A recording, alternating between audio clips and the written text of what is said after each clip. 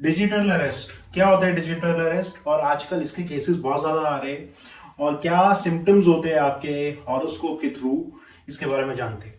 देखिए, आजकल आपको कोई भी स्कैमर फोन करके, आपको वीडियो कॉल करके, आपको मैसेज भेज के ये डरा सकता है कि आप डिजिटली अरेस्ट हो गए, आप ऑनलाइन अरेस्ट हो गए, आपकी एक्टिविटीज पे नजर रखते हैं, फिर आपको रेंसम मांगते हैं, ब्राइब करते हैं और कहीं ना कहीं आपके हो सकता है फोन को, आपके इंटरनेट को हैक करें।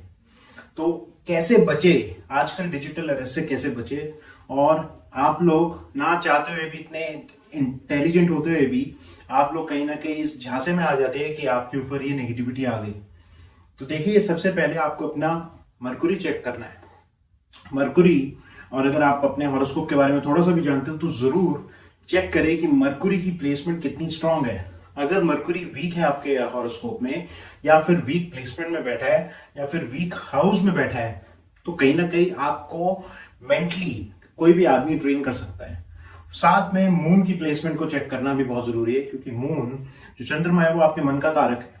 तो किसी को भी थ्रेटनिंग करा या किसी को भी आपने डराया तो वो आपकी बातों में इन्फ्लुएंस हो सकता है। जब एक इंसान इन्फ्लुएंस हो जाएगा तो जो स्कैमर है उसकी बातों को मान लेगा। राहु की प्लेसमेंट चेक करनी बहुत जरूरी है, क्योंकि राहु इंसान को एक डिल्यूजन में लेके जाता है। आप सामने वाले की बात पे जल्दी यकीन करेंगे। जब इंसान जल्दी यकीन करेगा तो जो स्कैमर है उसका मकसद क्या है? आपको डराना और आपसे पैसे लेना। और आपसे पैसे कब लेगा? क्योंकि राहु आपको वीक है या अफेक्टेड है, या राहु की प्लेसमेंट आपके 6th हाउस में, 12th हाउस में, तो इस तरीके से आपका लॉस हो जाएगा। तो अगर ये इन तीन में से कोई भी एक प्लेसमेंट आती है आपकी जो नेगेटिव है, तो आप भी कहीं ना कहीं आगे जाके एक विक्टिम बन सकते हैं डिजिटल अरेस्ट के। आजकल ऐसे केसेस बहुत बढ़ रहे हैं, कहीं ऐसा ना हो कि अगला एपिसोड आपका है क्राइम पेट्रोल में।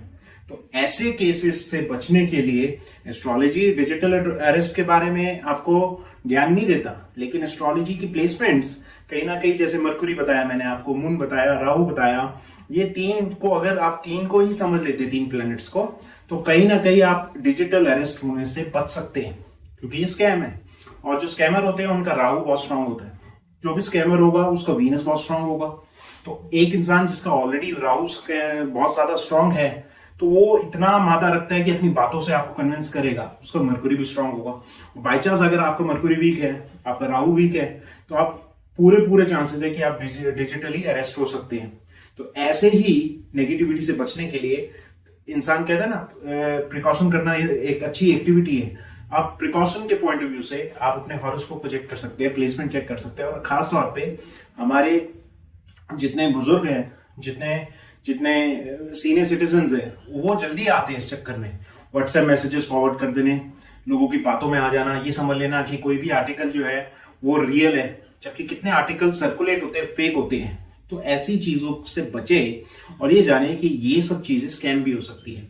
तो मेरा ये वीडियो बनाने का मोटिव ये था, आपको थोड़ा सा नॉलेज दूं डिजिटल अरेस्ट से कैसे बचा जाए, साथ में अपने हॉरोस्कोप के बारे में भी आप जानकारी लें। क्योंकि हॉरोस्कोप अगर आप समझ गए अपना, और खासतौर पे मून समझ गए या मून साइन समझ गए, तो आप अपने मून साइन के भरोसे आप अपनी लाइफ को बेटर कर सकते हैं, आप अपनी चॉइसेस को बेटर कर सकते हैं। ऐसी इंटरेस्टिंग वीडियोस के लिए मेरे चैनल के साथ बने रहें, लाइक एंड सब्सक्राइब करें। Thank you so much.